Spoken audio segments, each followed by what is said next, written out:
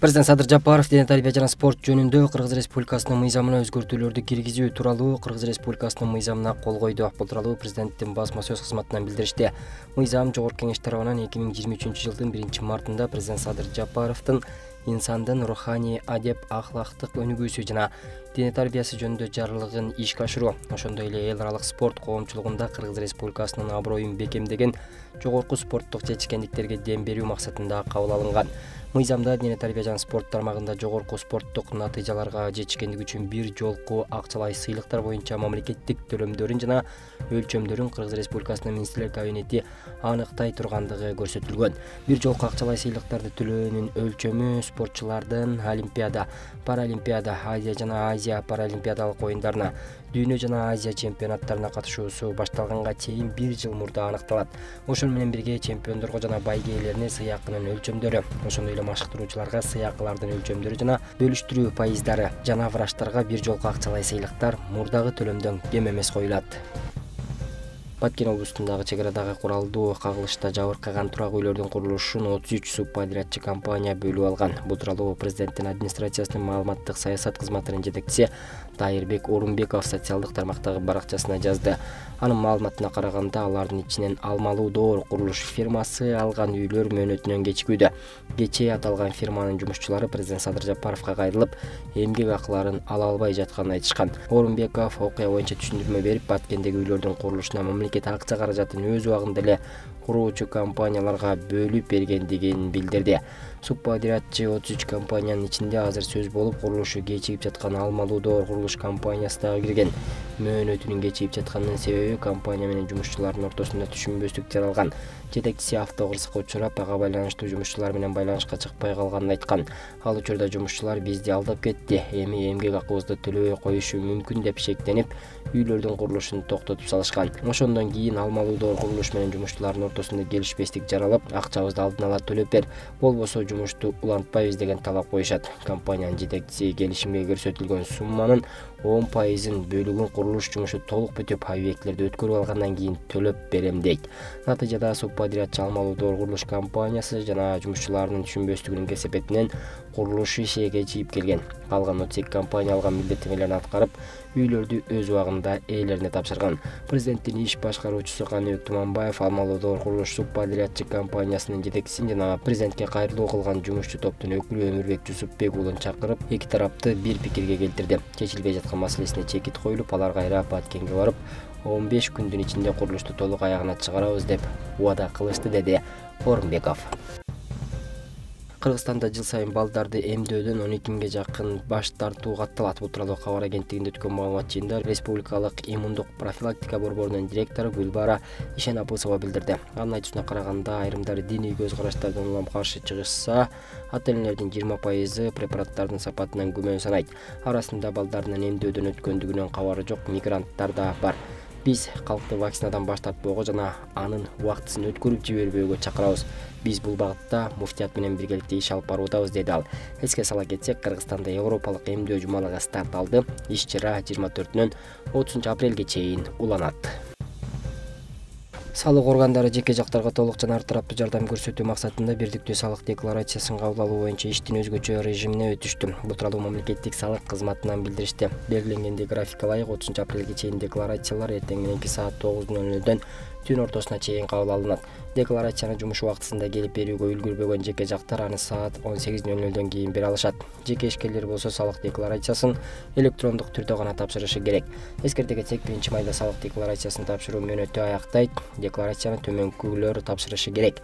Алар жеке ишкерлер, анын ичинде патент менен иштегендер, менчигинде салык салынуучу мүлкү жана жер участогу бар жеке жактар, юридикалык жак болуп саналбаган дыйкан жана фермердик чарбалар, илимий изилдөө, чыгармачыл, окутуучулук, дарылоо, ден соолукту чыңдоочу жана аткаруу, тескөөчү иш милдеттерге байланышпаган калкты тейлөө боюнча башка ишти жүзөгө ашырып жаткан мамлекеттик органдын же жергиликтүү өзалынча башкаруу органдарынын карамагында турган мекеменин, уюмдун кызматкерлери, мамлекеттик же муниципалдык кызматчы болуп саналбаган, мамлекеттик үлүшү бар уюмдардын жана ишканалардын кызматкерлери, эл аралык уюмдардагы ишинен киреше алган, жашап турууга укугу же кайрылман статусу бар жарандар, жыл ичинде 300 миң сомдон ашык суммадагы мүлктү сатып алган жеке жактар.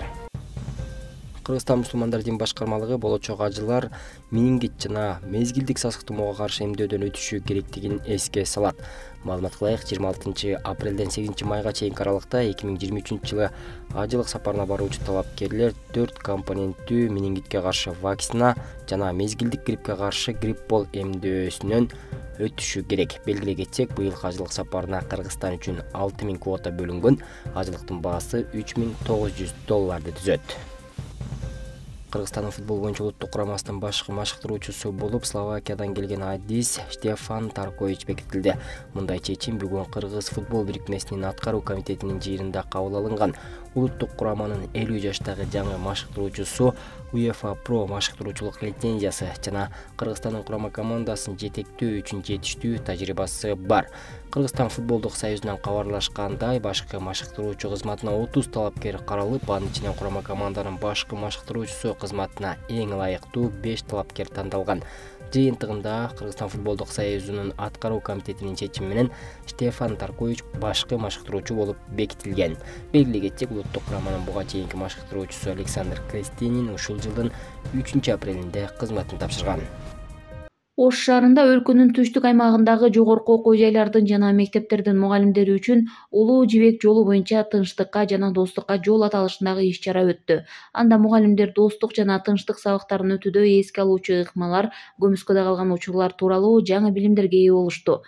Фергана чөлкөмүндөгү жаштарды ынтымакка чакырган бул иш-чаранын мааниси чоң дешет агартуучулар. Биз сабак алсак болот да, Европаны көрүп атабыз да. Евросоюз дешип канча деген мамлекеттин ортосунда чек ара жок. Жана алардын өнүгүүсү өтө жогору, бизден кыйла өйдө. Бизде ошол жөнөкөй нерсе. Даже мамлекеттин ичинде область болуп бөлүнгөн дагы чек аралар бар да. Ушундай стереотиптерди жок кылып, чек аралар ачылып болсо, кандайдыр бир алака беришиптер өтө жакшы мамиледе боло турган болсо, анда бул мамлекеттердин ортосундагы байланыш дагы келечек деп айтабыз. Келечек бул жаштардын да байланыштары жогору болот деген ойдомун. Ош, Жалал Абад жана Баткен областарынын мугалимдери катышкан иш-чарада тарбиялык сааттарды өткөрүү, студенттер менен иштөөнүн жаңы заманбап ыкмаларын үйрөнүшөт. Иш-чаранын жыйынтыгы боюнча мугалимдерге тапшырмалар берилет. Алар өздөрүнүн сабактарынын иштетмелерин алып чыгышат. Бул үчүн атайын сынак уюштурулат.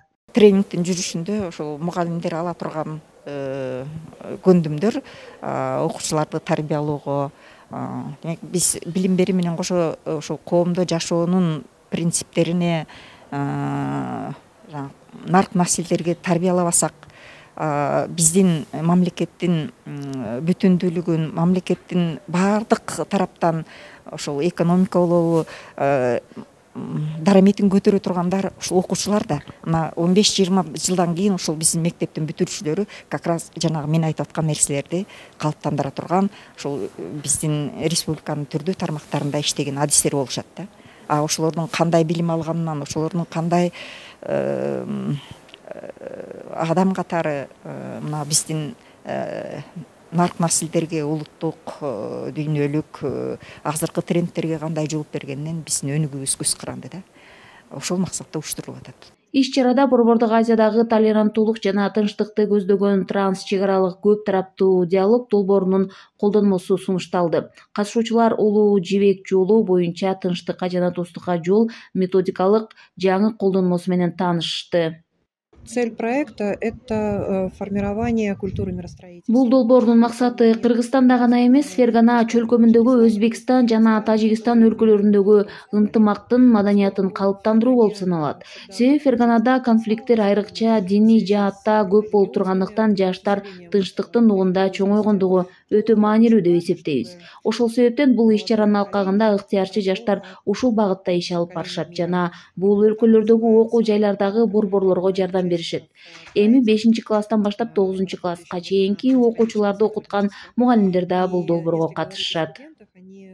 Катышуучулар Ош шаарында жайгашкан борбордун иши менен да таанышууга мүмкүнчүлүк алышты. Достук борборунда жаштар тынчтыкты курууда түрдүү иш-чараларды өткөрүп келишет. Мугалимдер үчүн бул борбордун иши менен жакындан таанышуу маанилүү. Анткени алардын ишинде класстан тышкаркы сабактарды өткөрүү жана тарбия, билим берүү иш-чараларын уюштуруу, окуучулар менен иштөөнүн интерактивдүү усулдары менен иштөөдө тажрыйба керек болот. Гүлжан Ажиматова, Бектур Калыбек уулу, Ош шаары.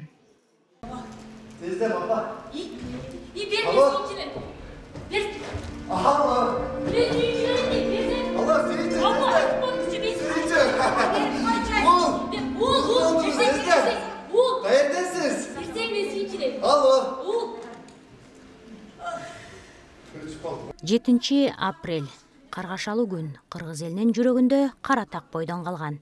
Элдин жашоосу күндөн күнгө оорлошуп, салыктын саны өсүп, эл бийликке каршы көтөрүлүүгө аргасыз болгон. Бул окуя Ленара Бактыбаеванын «Бакыт учурган үш» спектаклинде бир үй бүлөнүн тагдыры аркылуу чагылдырылат. Эненин жалгыз уулу элдин кыйналган жашоосуна кайдыгер карабай, балдар менен бирге 7 апрелде төңкөрүшкө аттанып, тарамышына ок тийип, ооруканага түшөт. Баласынын мындан ары баспай калат деген кабары эненин сай сөөгүн сыздатат. Эң негизгиси уулум аман калды деп үмүт байлап турганда, күйөө баласына ок тийип кайтыш болгонун угат. Бул суук кабар жаңы эле көз жарып, ооруканадан чыккан кызына жетип, кызынын боздоп ыйлаганы көрүүчүлөрдү кошо ыйлатты.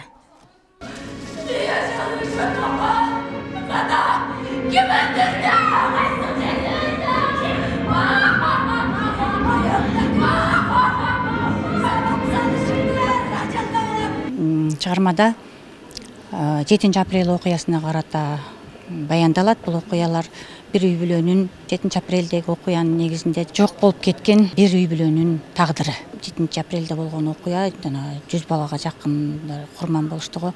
Ошолордун ар бир үйдүндө ошол өлгөндөрдүн немеси бар да. Кайгысы, азабы, тозогу, эненин тарткан тозогу.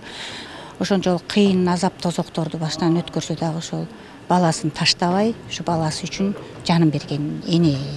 Ушу бышып жетилип калса дагы канча жыл атар менен ойносок деле баары бир толкундануу сезими болот сахнага чыгып атканда. Основной эң негизгиси 4 персонаж башкы ролдордо ошолор ойношот. Эне бар, эненин кызы бар, баласы бар, анан келини бар болот. Негизги каармандар ушулар. Баш аягы 14 каарман катышат бул жерде. Бир үй бүлөнүн ушундай күйүтү менен көрсөтөбүз, эненин күйүтү менен ошол жерде кандай гана канча баласыз калып атат энелер, кичинекей балдар атасыз калып атат, бир туугансыз калып атат, жаңыдан үйлөнгөндөр, келинчектер жесир калып атат. Ошонун кесепети ден соолугуна да зыян келип, андан ары ошол трагедияга алып келет да ошол. Султан Ибраимов атындагы Ош улуттук драма театры 24-нөн 26 апрелге чейин 60ка жакын киши Бишкек шаарына 6 спектакль менен чыгармачыл сапарга келген. Алар 20 жылдын ичинде биринчи ирет Бишкекке гастролго чыктык деген кубанычтарын жашырган жок. Султан Ибраимов атындагы Ош улуттук драма театрыбыз 20 жылдан бери Бишкекке келди экен. Отурундук баягы каржылык кыйынчылыкка байланыштуу быйыл Маданият министрлиги жакшы колдоого алып, каражат бөлүп, ошо колдоосу менен келип калдык.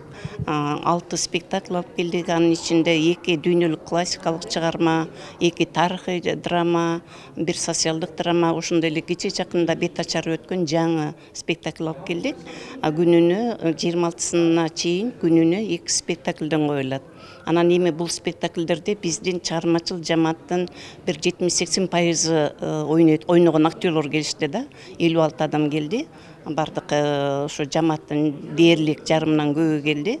Анан эми бул келишибиздин максаты эми Борбор калаага гастролдук сапар деген бул биз үчүн өтө чоң мындай жоопкерчилик, өзүбүздүн дарыметти, театрдын чыгармачылык дарыметин, ошондой эле таланттарыбызды ошо көрсөтөлү борбордук көрүүчүлөргө деген максат менен келдик. Анан эми тажрыйба алмашуу бир чети театрдын өнүгүп өсүшүнө чыгармачылык жактан чоң эле мындай жардам түрткүлүү түзөт деп ойлойбуз. Бакыт учурган үш спектаклинин автору Ленара Бакыбаева кесиби боюнча журналист. Жана буга чейин байге утуп алганын, бүгүн премьерасы болуп жатканына токтолуп өттү. Ооба, алгачкы драмам. Мен Жаныш агай, Жаныш Кулманбетовдун колунда окуп жатып, ушу конкурска карата чыгарып калдым эле. Утуп кетти, аябай кубанычтамын. эң биринчи эле эмне патриоттук сезим да. Чыгармада деле ошо өзүм ички дүйнөм менен чын дилимден жазгам. Кесибим журналист, БГУда бүтүргөм. Чыгармачылыкка жакын адаммын, жашыман эле кыталар чыгарып. 2019-жылы 7 апрелге карата сынак жарыяланган. Ошондон биринчиликти алып жеңип алдык. Ошондо эле коюла турган болчу, андан кийин коронавирус болуп кетти. Маалымат үчүн айта кетсек, Токтоболот Абдумомунов атындагы Кыргыз улуттук академиялык драма театрында 24-нөн 26 апрелге чейин саат 2-де жана ошондой эле кечки 7-де Султан Ибраимов атындагы Ош улуттук драма театрынын Бакыт учурган үш, Эзоп, Амансың ба апаке, Кулан, Сунуш сыяктуу спектакльдерин көрө аласыздар. Андан тышкары 26 апрелде Кубат би концерти коюлмакчы.